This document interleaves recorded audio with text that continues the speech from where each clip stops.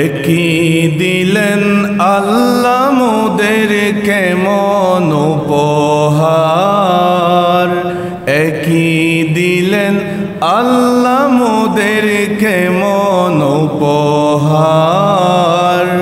রহমতে আলম যিনি উম্মত সরকার, রহমতে আলম যিনি উম্মত সরকার।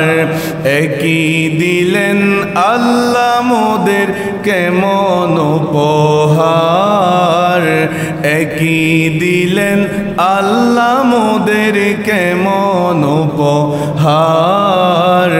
রহমতে আলম যিনি উম্মত সরকার, রহমতে আলম যিনি।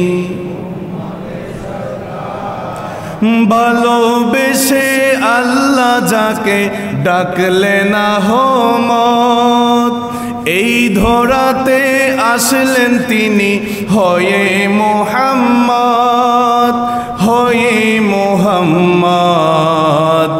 ভালোবেসে আল্লাহ যাকে ডাকলেন আহমদ, এই ধরাতে আসলেন তিনি হয়ে মুহাম্মদ, হয়ে মুহাম্মদ। কঠিন হাসরেতে যিনি করবেন মোদের পার, কঠিন হাসরেতে যিনি করবেন মোদের পার। রহমতে আলম যিনি উম্মত সরকার, রহমতে আলম যিনি। একই দিলেন আল্লাহ মোদের কেমন উপহার, একই দিলেন আল্লাহ মোদের কেমন উপহার। রহমতে আলম যিনি উম্মত সরকার, রহমতে আলম যিনি উম্মত সরকার। উপস্থিত চট্টগ্রামের ঐতিহ্যবাহী মসজিদে বাইতুল কুদস দারুল হুদা দরবারে গৌসিয়া শরীফের সম্মানিত মুসল্লিন ইকরাম, মুরব্বিনে আযম, মাইকের আওয়াজ যতদূর যাচ্ছে পর্দানসীন মা বোনেরা সকলকে আমি আবারও আন্তরিক সালাম জানাচ্ছি। আসসালামু আলাইকুম ওয়া রাহমাতুল্লাহ। মহান রবের দরবারে শুকর আদায় করি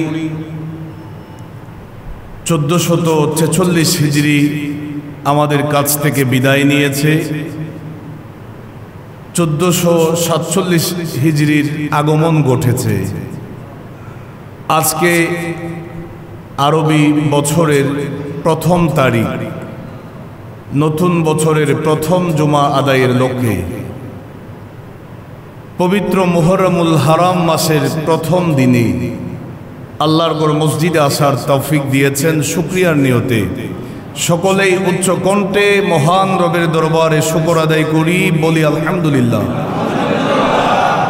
অসংখ্য অগণিত বেহদ বেসমার দরুদ প্রেরণ করি আল্লাহর প্রিয় হাবিব, আমরা গুনাহগার উম্মতের কান্ডারি নবী নবী মুহাম্মদুর রাসূলুল্লাহ সাল্লাল্লাহু আলাইহি ওয়াসাল্লামার নূরানি কদমে লাখো কোটি সালামি পেশ করি হাদিয়ে জামান হুজুর কিবলার নূরানি কদমে।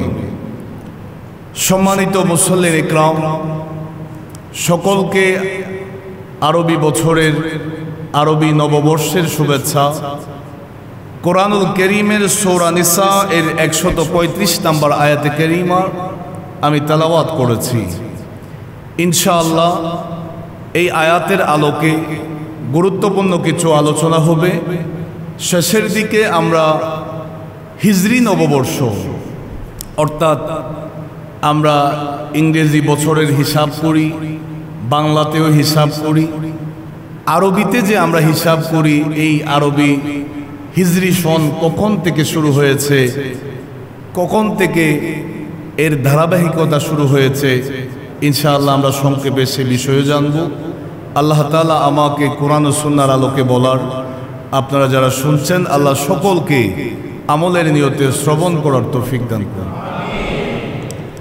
আল্লাহ তাআলা বলেন, ইয়া আইয়ুহাল্লাযীনা আমানু, ওহে ঈমানদারগণ, তোমরা যারা ঈমান এনেছো, কুনু কাওয়ামিনা বিল কিসত, আমার আল্লাহ বলেন, হে ঈমানদারগণ, তোমরা ন্যায় বিচারের উপর শক্তভাবে থাকবে। সুবহানাল্লাহ বলেন, ন্যায়ের পক্ষে মজবুতভাবে থাকবে। শুহাদা লিল্লাহ, তোমাদের উদ্দেশ্য থাকবে আমি ন্যায়ের পক্ষে আছি, দুনিয়ার কাউকে খুশি করার জন্য নয়, আমি ন্যায়কে পক্ষ নিয়েছি আল্লাহকে রাজি করার জন্য। এরপর আমার আল্লাহ বলেন, ওয়ালাউ আলা আনফুসিকুম, যদিও বা তোমরা নিজেদের ক্ষতি দেখতে পাচ্ছ, আবিল ওয়ালিদাইন, তোমাদের মা বাবার বিরুদ্ধে যাচ্ছে, ওয়াল আকরাবিন, তোমাদের আত্মীয় স্বজনের বিরুদ্ধে হচ্ছে, তারপরেও তোমরা ন্যায়ের পক্ষে থাকবে। এটাই আমি আল্লাহর নির্দেশ। চিৎকার দিয়ে বলি সুবহানাল্লাহ। আর একটু জোরে বলুন। এরপর আল্লাহ বলেন, ইয়াকুন গানিয়ান আও ফাকিরান, আল্লাহ বলেন সে ধনী হোক, আও ফাকিরান, অথবা গরিব হোক, আমার আল্লাহ বলেন আউলা বিহিমা, উভয়েরই কাছেই আমার আল্লাহ আছে। জোরে বলি সুবহানাল্লাহ। ধনীর কাছেও আল্লাহ আছে, ফকিরের পক্ষেও আল্লাহ আছে। এরপর আমার আল্লাহ বলেন, ফালা তাত্তাবিউল হাওয়া আন তা'দিলু, তোমরা ন্যায় বিচার করতে কোনো প্রবৃত্তির অনুসারী হইও না, একেবারে নির্দ্বিধায় ন্যায়ের পক্ষে কথা বলবা, ন্যায়ের পক্ষে থাকবে। এটাই আমার আল্লাহর নির্দেশ। জোরে বলি সুবহানাল্লাহ। আর একটু জোরে বলুন। আজকে বছরের প্রথম জুমা, আহলে বাইতের মাস শুরু হয়ে গেছে, আরবি নতুন বছর শুরু হয়েছে। হুজুর, আমাদের তো জীবনে অনেকটা বছর গত হয়ে গেছে, নতুন বছর শুরু করছি। আজকের এই দারুল হুদা দরবারে গৌসিয়া শরীফের জুমার বয়ান থেকে আমাদের এই মেসেজটা আপনাদের কাছে পৌঁছাতে চাই। নতুন বছর শুরু করব, মাথায় থাকবে আমাদের একটা কথা প্রচলন আছে, ইনসাফ ভিত্তিক রাষ্ট্র প্রতিষ্ঠা করতে হবে।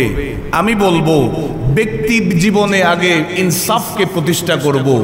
যদি আমরা নিজেকে বদলাতে পারি, যদি আমরা নিজেদের মধ্যে চেঞ্জ আনতে পারি, ইনসাফকে যদি নিজের উপরে, পরিবারের উপর প্রতিষ্ঠা করতে পারি, আল্লাহর কসম করে বলা যায় আমাদের দেশটাও ইনসাফের ভিতরে চলে আসবে, বেইনসাফই থাকবে না। কথা বলেন ঠিক কিনা? আসুন আমরা নতুন বছরটা শুরু করি ইনসাফকে মাথায় রেখে, ন্যায় পরায়ণকে মাথায় রেখে। আল্লাহ তাআলা আমাদেরকে নির্দেশ দিয়েছেন ন্যায়ের পক্ষে থাকবা, অন্যায়ের পক্ষে নয়।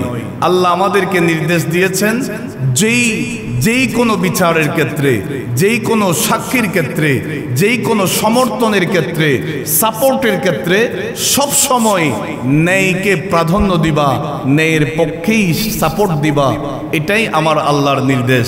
আল্লাহ আমাদেরকে বোঝার তৌফিক দান করুন। আর একটু জোরে বলুন। সূরা আনআম এর 153 নম্বর আয়াতের অংশে আল্লাহ বলেন, ওয়া ইযা কুলতুম, যখন তোমরা কথা বলো, ফাদিলু, আল্লাহ বলেন ন্যায়ের পক্ষে কথা বলবা, ন্যায় কথা বলবা, সঠিক কথা বলবা, হকের পক্ষে কথা বলবা। আমার আল্লাহ বলেন, ওয়ালাউ কানা যা কুরবা, যদিও বা তোমাদের আত্মীয় স্বজনের সম্পর্ক হলেও তোমরা স্বজন প্রীতি করবা না, ন্যায়ের পক্ষে কথা বলবা। আমার আল্লাহ বলেন, ওয়াবি আহদিল্লাহি আউফু, আল্লাহ বলেন যেই ওয়াদা তোমরা আল্লাহকে দিয়েছো, আল্লাহর সাথে দেওয়া সেই ওয়াদা তোমরা পূর্ণ করবে। চিৎকার দিয়ে বলি সুবহানাল্লাহ। আর একটু জোরে বলুন।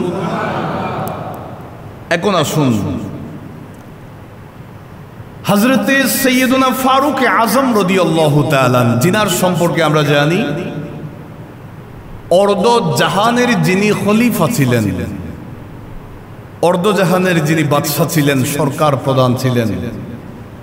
আমাদের বাংলাদেশ ছোট্ট একটা রাষ্ট্র, ভারত বলেন, পাকিস্তান বলেন, আমেরিকা বলেন, যত ওয়ার্ল্ডে যতগুলা কান্ট্রি আছে, ছোট ছোট কান্ট্রি বড় হোক, আর ফারুক আজম তিনি এমন একজন বাদশা, সারা পৃথিবীর বাদশা ছিলেন হযরতে সুলাইমান আলাইহিস সালাম, আর সারা পৃথিবীর অর্ধেকের বাদশাহিয়ত অর্ধেক পরিচালনা করেছেন আমার নবীর অত্যন্ত কাছের সাহাবী খলিফাতুল মুসলিমিন সৈয়দনা ফারুক আজম রাদিয়াল্লাহু তাআলা।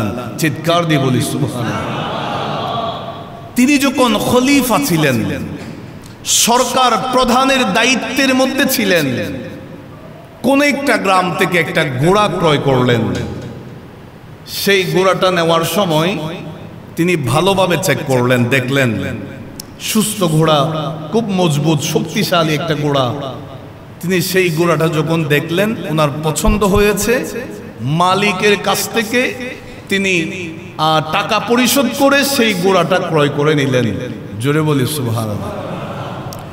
হযরতে সৈয়দনা ফারুক আজম রাদিয়াল্লাহু তাআলা সেই ক্রয়কৃত ঘোড়াটা যখন তিনি কিনে ফেলেছেন, আমার বাবারা ভাইয়েরা, সেই ঘোড়াটার উপরে তিনি বসলেন, আরোহণ করলেন।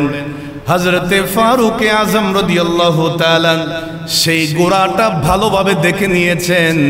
কেনার পরে তিনি সেই ঘোড়ায় চড়ে কিছু দূর যাইলেন, 10 থেকে 15 মিনিট অথবা 20 মিনিট সেই ঘোড়াটা তিনি চালাইলেন, সেই ঘোড়া নিয়ে ছোটাছুটি করলেন। হঠাৎ করে দেখা যায় সামান্য কিছুক্ষণ পরেই সেই ঘোড়াটা মাটিতে বসে গেছে। 10-15 মিনিট আগে যেই ঘোড়াকে সুস্থ দেখলাম, এখন তো সেই ঘোড়াটা অসুস্থ হয়ে গেছে।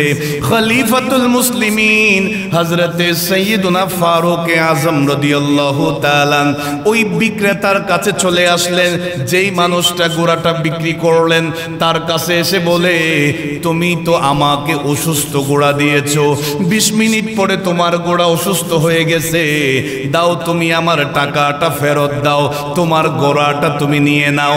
ওই মালিকটা বলে, ওগো খলিফাতুল মুসলিমিন, হযরতে সৈয়দনা ফারুক আজম রাদিয়াল্লাহু তাআলা 20 মিনিট আগে যেই ঘোড়াটা আপনি আমার কাছ থেকে ক্রয় করে নিয়েছেন, সুস্থ সবল শক্তিশালী, এই ঘোড়াটা আপনি দেখলেন, হুজুর 20 মিনিট পরে অসুস্থ করে আনলেন, সুতরাং এই ঘোড়াটা আর ফেরত নেওয়া যাবে না।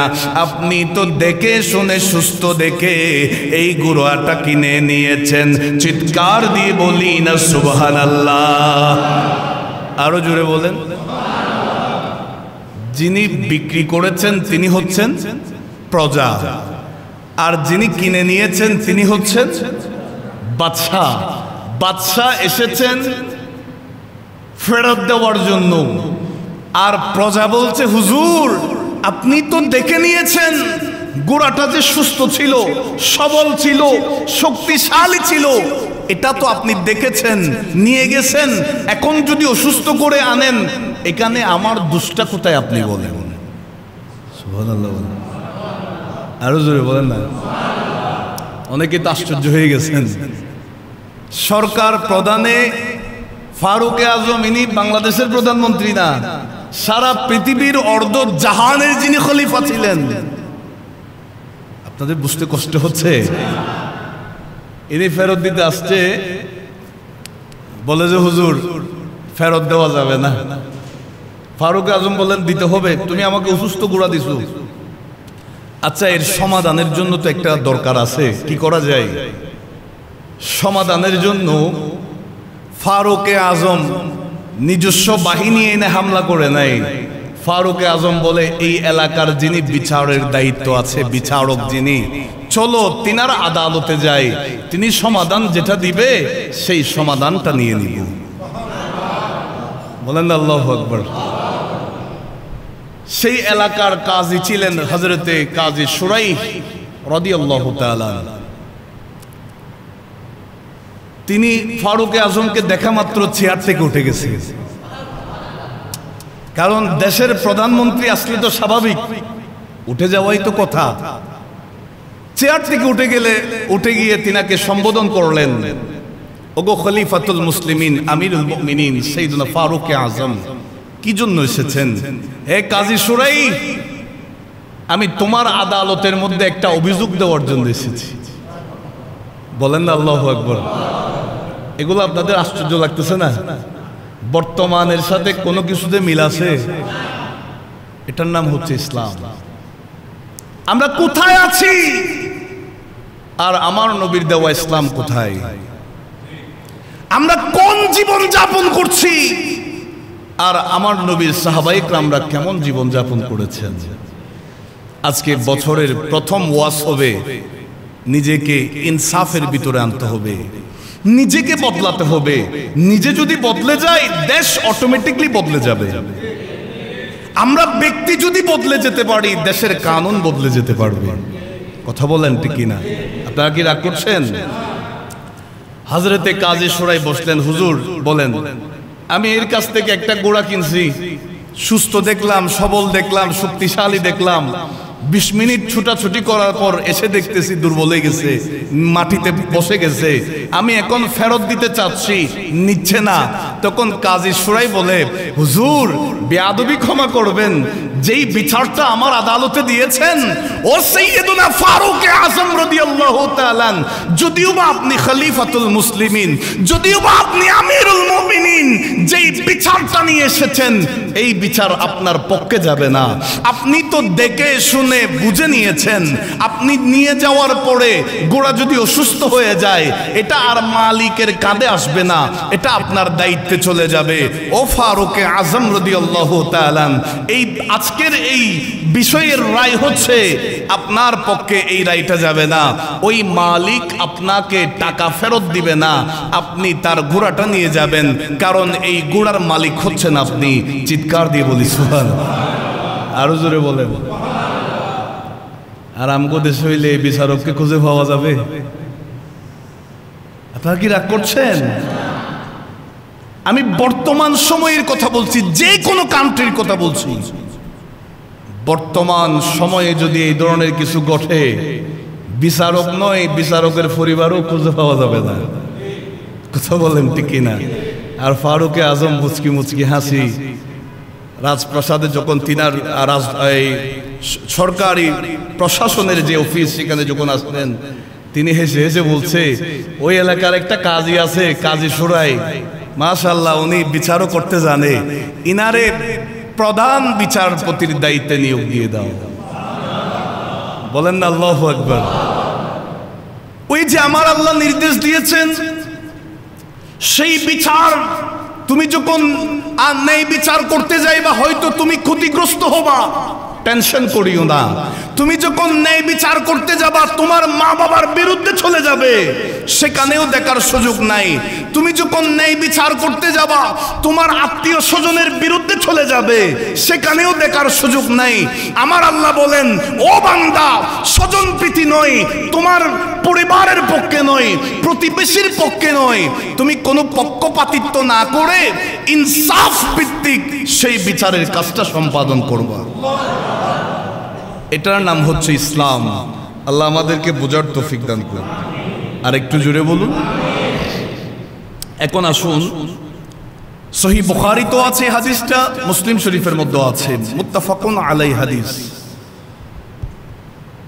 আন মা'কাল ইবনে ইয়াসারিন রাদিয়াল্লাহু তাআলা قال সামি'তু রাসূলুল্লাহি সাল্লাল্লাহু আলাইহি ওয়াসাল্লাম, সাহাবী বলেন, নবীজির নূরানি জবানে বলতে আমি নিজ কানে শুনেছি, ইয়াকুল, আল্লাহ নবী বলেন, মা মিন আবদিন ইয়াস্তারঈহিল্লাহ রাইয়াতান, আমার নবী বলেন, ইয়ামুতু,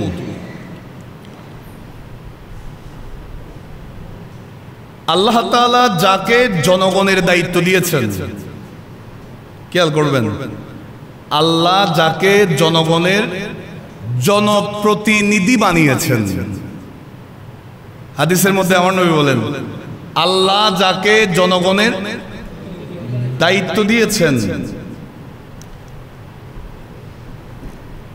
সেই ব্যক্তি যখন ইন্তেকাল করবে, রাইয়াতান ইয়ামুতু ইয়াউমা ইয়ামুতু ওয়া হুয়া গাশুন লিরাইয়াতিহি ইল্লা হারামাল্লাহ আলাইহিল জান্নাহ। সেই জনপ্রতিনিধি যখন খিয়ানতকারী হিসাবে মৃত্যুবরণ করবে, পয়েন্টটা খেয়াল করবেন, আল্লাহ যাকে আমানতদারিতা দিয়েছেন, জনগণের প্রতিনিধি বানিয়েছেন, সে মানুষটা যখন মারা যাবে, মানুষ বলবে মানুষটা দুঃখবাস ছিল, বালা মানুষ ছিল না।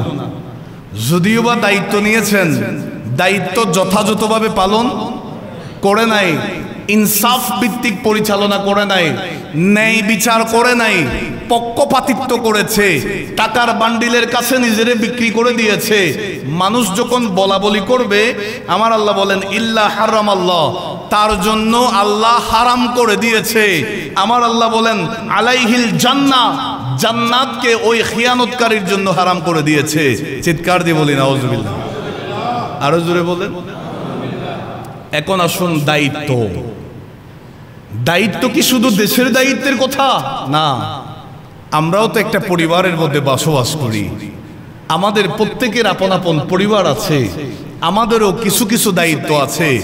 সেই দায়িত্বের উপর আমরা কতটুকু ইনসাফ আমরা রাখছি, সেই দায়িত্ব কতটুকু ন্যায়ের পক্ষে, ন্যায় পরায়ণতার পক্ষে আমরা পরিচালনা করছি, এটা আমার আল্লাহ অবশ্যই দেখবে। আল্লাহ আমাদেরকে বুঝার তৌফিক দান করুন। আরো জোরে বলুন। আন ইবনে আবি আওফা রাদিয়াল্লাহু তাআলা কল, এই হাদিসটা তিরমিজি শরীফের 1330 নম্বর হাদিস।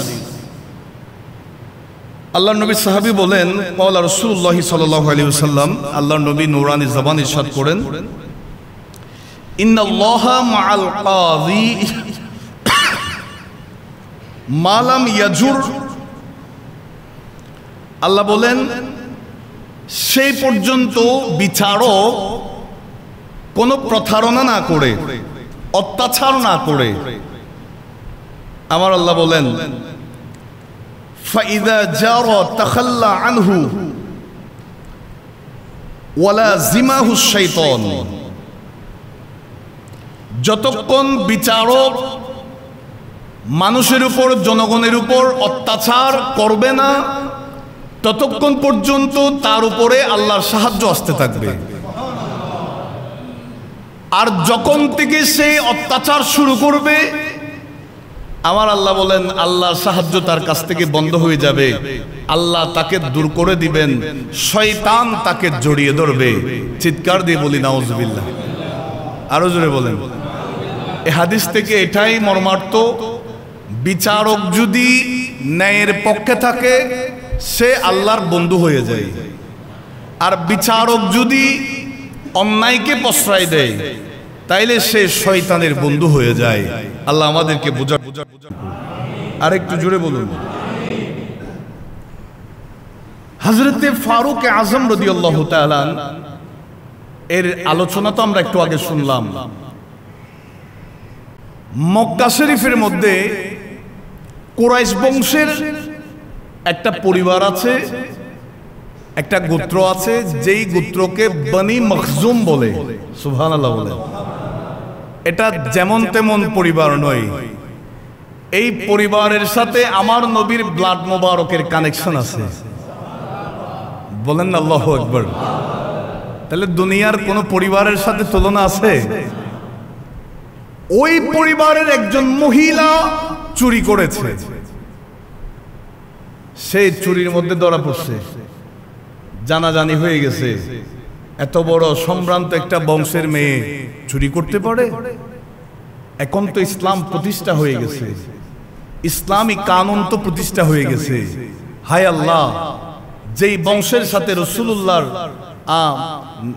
রসুলুল্লাহর দাদিজানের একটা সম্পর্ক আছে, সেই বংশের মেয়ে যে চুরি করছে, এখন আল্লাহর নবী কি স্বজন প্রীতি করবে?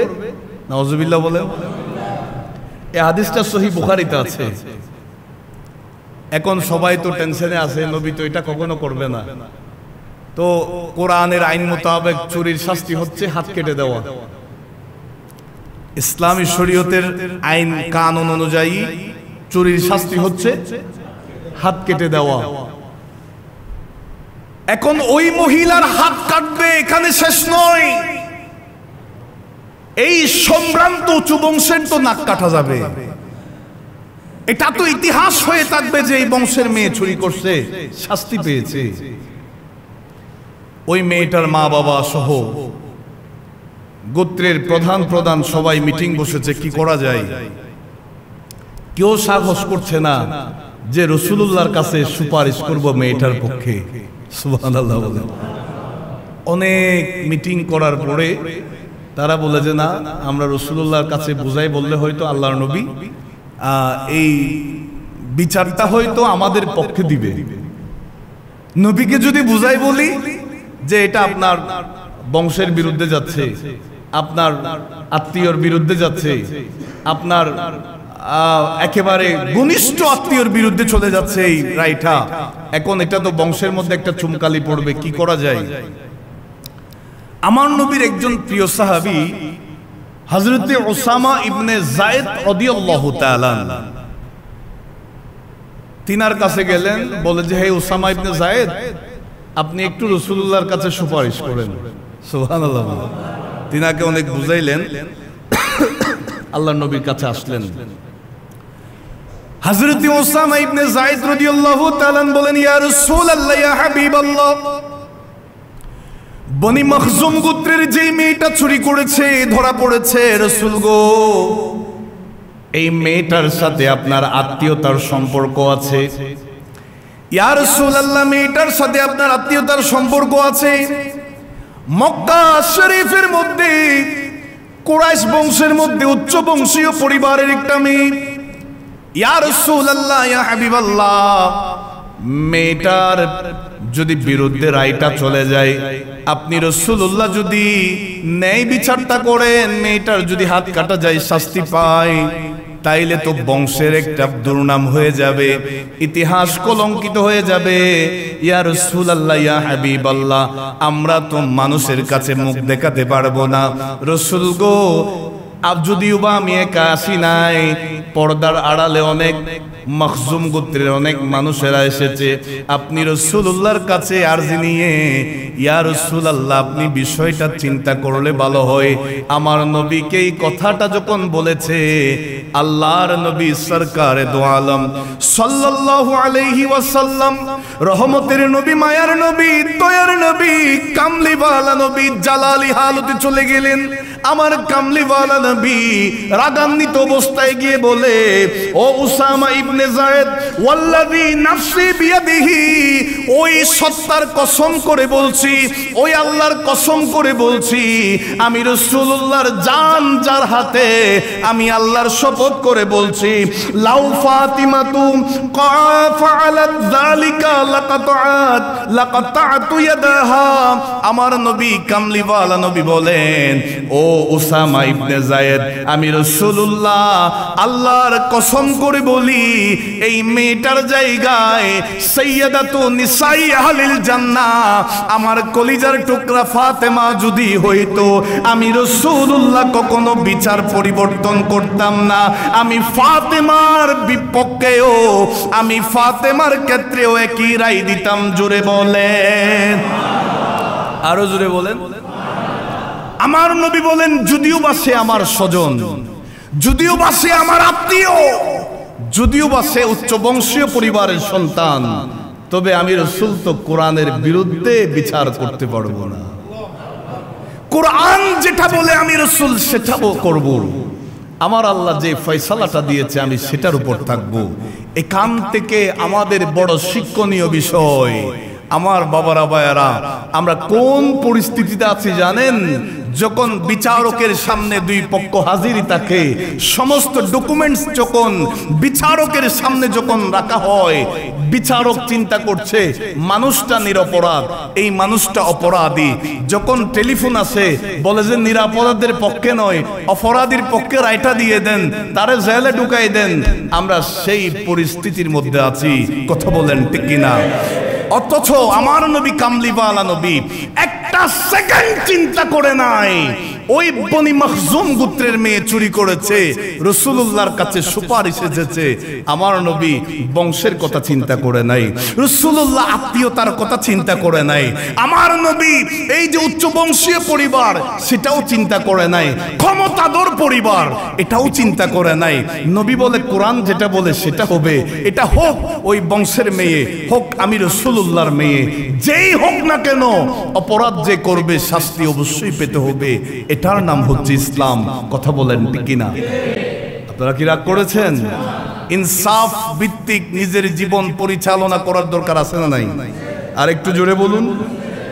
কারণ যাদের মধ্যে ইনসাফ আছে, যারা ন্যায় পরায়ণতার পক্ষে, যারা ন্যায় বিচারক, তাদের পক্ষে আমার নবী কামলিওয়ালা নবী বলেন হাসরের ময়দানে এমন একটা সময়, যেই সময় আল্লাহর আরশমু আল্লাহর ছায়া ছাড়া কোনো ছায়া থাকবে না। এই ছায়ার মধ্যে এমন এমন কিছু ব্যক্তিকে আমার আল্লাহ ছায়া দান করবেন, তন্মধ্যে একজন হচ্ছে ইমামুন আদিলুন, ন্যায় পরায়ণ শাসক। মুখে একটা কাজে আরেকটা নয়, মুখে যেটা কাজেও সেটা প্রমাণ করতে হবে। আমার নবী বলেন ইনসাফের উপর যে শাসকরা আছে, ইনসাফ ভিত্তিক যেই বিচারক বিচার প্রণয়ন করে, আমার নবী বলেন তাদেরকে আল্লাহর আরশম ও আল্লাহর ছায়ার নিচে ছায়া দেওয়া হবে। চিৎকার দিয়ে বলি সুবহানাল্লাহ। আর একটু জোরে বলুন। আল্লাহ পাক আমাদের জীবনকে ইনসাফের ভিতরে থেকে সব সময় প্রতিটা কাজে প্রতিটা ক্ষেত্রে আমাদের মাইন্ডে থাকতে হবে আমার দ্বারা কোনো মানুষের উপর জুলুম হচ্ছে কিনা, আমার দ্বারা কোনো মানুষের ক্ষতি হচ্ছে কিনা, আমার কারণে কোনো মানুষ কষ্ট পাচ্ছে কিনা। এই বিষয়টা মাইন্ডে সেট করে রাখবেন। খোদার কসম করে বলতে পারি, যদি নিজের মধ্যে ইনসাফ আনতে পারি, যদি নিজের ভিতরে যদি ন্যায় পরায়ণতার বিষয়টা যদি ঢুকাই দিতে পারি, তাইলে আমি পরিবর্তন হলে আমার দেশ পরিবর্তন হবে।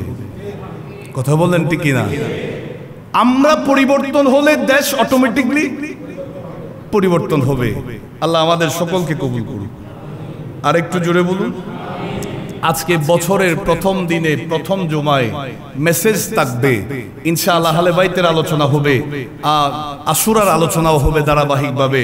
ওই আজকে বছরের প্রথম দিন হিসাবে আপনাদের কাছে এটাই মেসেজ থাকবে, আমরা ইনসাফ ভিত্তিক জীবন পরিচালনা করতে চাই, আমরা ইনসাফের উপর থাকতে চাই, আমরা ইনসাফের পক্ষে চাই, ন্যায়ের পক্ষে থাকব। যেই কোনো পরিস্থিতিতে হোক পরিবার, হোক আত্মীয় স্বজন, হোক প্রতিবেশী, হোক আমার বন্ধু বান্ধব, সব সময় আমরা আত্মীয়তার কথা নয়, ইনসাফকে প্রাধান্য দিব, ন্যায়ের পক্ষে থাকব। এটাই আমার নবীর দেওয়া শিক্ষা, এটাই ইসলামের শিক্ষা। আল্লাহ পাক আমাদের সকলকে এর উপরে থাকার তৌফিক দান করুন। আর একটু জোরে বলুন। এখন আসুন হিজরি সনের কথা বলেছিলাম। আমরা তো স্বাভাবিকভাবে সব সময় ইংরেজি বছরকে আমরা গণনার মধ্যে রাখি। আমার আল্লাহ বলেছেন কোরআনুল কারীমের মধ্যে, আসমান জমিন যেই দিন থেকে সৃষ্টি হয়েছে সেই দিন থেকে আল্লাহর কোরআনে যে বছরের গণনা 12 মাসে লেখা হয়। গণনার হিসাব কয় মাসে? আরো জোরে বলেন। 12 মাসে এক বছর। এটা দুনিয়ার মধ্যে কেউ প্রবর্তন করে নাই, এটা আল্লাহর পক্ষ থেকে। 12 মাসে বছরের গণনাটা, এটা আমার আল্লাহ বলেন আসমান জমিন যেদিন সৃষ্টি করেছি সেদিন থেকে। সুবহানাল্লাহ বলেন। এখন আসুন, আল্লাহর নবী সরকারে দু আলম সাল্লাল্লাহু আলাইহি ওয়াসাল্লাম হিজরি সনের হিসাবটা করতেন। আমার নবী যখন মক্কা থেকে মদিনায় হিজরত করেছেন আল্লাহর নির্দেশে, কিতাবের মধ্যে আছে এরপরে কোন জায়গায় যদি রাসূলুল্লাহ চিঠি পাঠাতেন, আমার নবী নূরানি চিঠি মুবারক যদি কোনো দেশে বা কারো কাছে পাঠাতেন, নবীজি সন লিখতেন, তারিখ লিখতেন, বলো হিজরির এত বছরে, হিজরির 3য় বছর, হিজরির 5ম বছর। আমার নবী এভাবে গণনাটা করতেন। আর একটু জোরে বলুন। তাহলে আমরা প্রথমত বলতে পারি হিজরির সনটা চালু হয়েছে সর্বপ্রথম রাসূলুল্লাহর নূরানি জবান থেকে। এরপরে আসুন রাষ্ট্রীয়ভাবে সেটাকে গণনার সিস্টেমটা রাষ্ট্রীয় আইন মোতাবেক, সিস্টেম মোতাবেক, কানুন মোতাবেক সেই হিজরি তথা আরবি বছরের হিসাবটা শুরু করেছেন হিজরতের 17তম বছরে। হিজরতের 17 বছর পরে হযরতে সাইয়্যিদুনা ফারুক আযম রাদিয়াল্লাহু তাআলা, বলেন না আল্লাহু আকবার, আরেকটু জোরে বলেন। এখন আসুন মুহররম, সফর, রবিউল আউয়াল, রবিউল সানি, এটার সিরিয়ালটা পাইলাম কোত্থেকে? সুবহানাল্লাহ বলুন। আরবি বছরের প্রথম মাস তো জিলহজ হইতে পারত, কথা বলেন ঠিক কিনা? এটা মুহররম হয়েছে কেন? ফারুক আযম রাদিয়াল্লাহু তাআলা একটা বৈঠক করলেন, যেখানে মাওলা আলী শেরে খুদাও ছিলেন, অন্যান্য সাহাবায়ে কেরামরা ছিলেন। কেউ বলছেন ওগো ফারুক আযম জিলহজ দিয়ে শুরু করেন, কেউ বলছেন সফর দিয়ে শুরু করেন। এভাবে বিভিন্ন মতামত এসেছে। হযরতে মাওলা আলী শের খুদা বলেন, ওগো খলিফাতুল মুসলিমিন, ও ফারুক আযম রাদিয়াল্লাহু তাআলা, আপনি প্রথম মাসটা মুহররম দিয়ে শুরু করেন। আরেকটু জোরে বলেন। মাওলা আলী শের খুদা রাদিয়াল্লাহু তাআলা পরামর্শ দিলেন, ফারুক আযম রাদিয়াল্লাহু তাআলা এটাকে গ্রান্টেড করে দিলেন। হযরতে সাইয়্যিদুনা ফারুক আযম রাদিয়াল্লাহু তাআলা হিজরতের 17তম বছরে ফারুক আযমের জামানায় আরবি বছরের গণনা শুরু হয়েছে। সেই গণনা মোতাবেক আমরা 1447 হিজরি সনে পা রেখেছি। বলেন আল্লাহু আকবার। আল্লাহর কাছে দোয়া করি, আল্লাহ আমাদের অতীত জীবনের সমস্ত গুনাহ মাফ করে দাও। আল্লাহ আমাদের অতীতের সমস্ত গুনাহ মাফ করে দাও। আল্লাহ আমরা নতুন বছর শুরু করছি, ইনসাফ ভিত্তিক শুরু করতে চাই। আল্লাহ ইনসাফ ভিত্তিক দুনিয়াতে জীবন পরিচালনা করতে চাই। আল্লাহ আমাদেরকে সেই তৌফিক দান করুন। এখন আসুন, আমরা ইংরেজি নববর্ষ পালন করি 31st নাইট ডের মাধ্যমে। কত অপসংস্কৃতি, কত খারাপ কাজের মধ্যে, অশ্লীলতার মধ্যে আমরা ছড়িয়ে পড়ি। বাংলা নববর্ষ পালন করি, আমরা মিডিয়াতে দেখতে পাই। আমার বাবারা ভাইয়েরা বলবো, আমরা মুসলমান হিসাবে আমাদের ধর্ম হচ্ছে ইসলাম, মুসলমান আমাদের পরিচয়। আমরা মুসলমান হিসাবে আমরা অপসংস্কৃতি নয়, অশ্লীলতা নয়, আরবি বছর পালন করব ইবাদতের মাধ্যমে, কোরআনুল কারীমের তেলাওয়াতের মাধ্যমে, নামাজের মাধ্যমে, রোজার মাধ্যমে, আল্লাহর ইবাদতে। হ্যাঁ, মুসলমান হিসাবে আমি তো বাংলা বছরকে, বাংলা নববর্ষকে বাদ দিব না। বাংলা নববর্ষ পালন করব হুজুর, ফান্তাইলিশ খাইতে হবে, এটা কোন কিতাবে লেখা আছে? বাংলা নববর্ষ পালন করব, বিভিন্ন রকমের ড্রেস পরে রাস্তায় শো ডাউন করব, এটা কোন কিতাবে লেখা আছে? এগুলা নয়। মুসলমান হিসাবে ইংরেজি নববর্ষ, বাংলা নববর্ষ, আরবি নববর্ষ অবশ্যই পালন করব। আমরা ইবাদতের মাধ্যমে, রোজার মাধ্যমে, কোরআনুল কারীমের তেলাওয়াতের মাধ্যমে, দান সদকার মাধ্যমে, ইনশাআল্লাহ এটার মধ্যে আমাদের উপর আল্লাহর বরকত আসবে। জোরে জোরে আরো জোরে বলুন। আল্লাহর কাছে দোয়া করি, আল্লাহ তাআলা আমাদের সকলকে, আমাদের পরিবারকে, আমাদের পরিবারের সকলকে আল্লাহ ইসলামের উপর থাকার তৌফিক দান করুন। আর একটু জোরে বলুন আমিন। বিশেষ করে আপনাদের জন্য একটা দাওয়াতনামা এসেছে। আগামী 6 তারিখ রোজ রবিবার, আগামী 6/7/2025 রবিবার পবিত্র গিয়া আরবি শরীফ এবং পবিত্র আশুরার মাহফিল হবে এই দারুল হুদা দরবারে গোসিয়া শরীফে।